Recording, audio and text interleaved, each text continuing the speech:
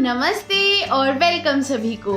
मेरा नाम है अंकिता और मैं आ गई हूँ शैलीज किचन पर फिर से आप सभी लोगों के लिए एक नई न्यूट्रिशनल इन्फॉर्मेशन लेके। आज की हमारे इंग्रेडिएंट्स हैं ब्रोकली और कॉलीफ्लावर।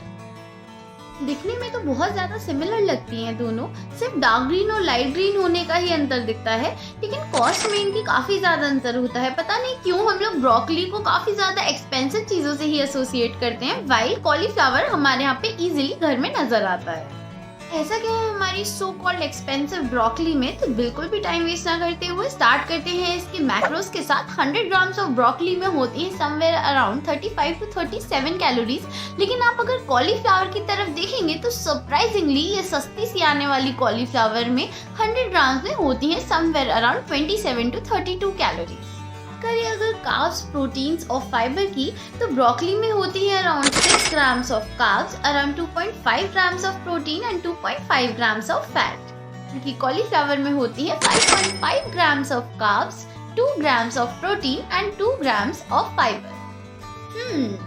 यानी कि इसका मतलब ये हुआ कि हमने जो इतनी हाइप क्रिएट कर रखी थी कि हमें हेल्दी खाना है, यानी कि हमें अपनी डाइट में ब्रोकली इंक्लूड करनी है, इसका कोई खास मतलब तो हुआ नहीं, क्योंकि देखा जाए तो मैक्रोज और कैलोरीज दोनों के एस्पेक्ट में इन दोनों में कोई खास अंतर तो नहीं है। अब बात कर लेते हैं इनके माइक्रोन्यूट्रिएंट्स की। तो माइक्रोन्यूट्रिएंट्स की तरफ अगर हम देखेंगे तो ब्रोकली में कुछ चीजें जैसे कि विटामिन के, विटामिन सी और vitamin B6 as compare to cauliflower है ज्यादा, लेकिन इसका ये मतलब नहीं है कि कॉलीफ्लावर में कोई भी माइक्रोन्यूट्रिएंट्स नहीं है। यहाँ तक कि बहुत सारी चीजें जैसे कि थायोमीन, राइबोफ्लेविन और कॉपर जैसे माइक्रोन्यूट्रिएंट्स में कॉलीफ्लावर है आगे। दोनों के ही बेनिफिट्स की तरफ देखा जाए तो दोनों ही लो कैलोरीज हैं, दोनों ही एंटीऑक्सीडेंट्स में काफी ज्यादा हाई होते हैं।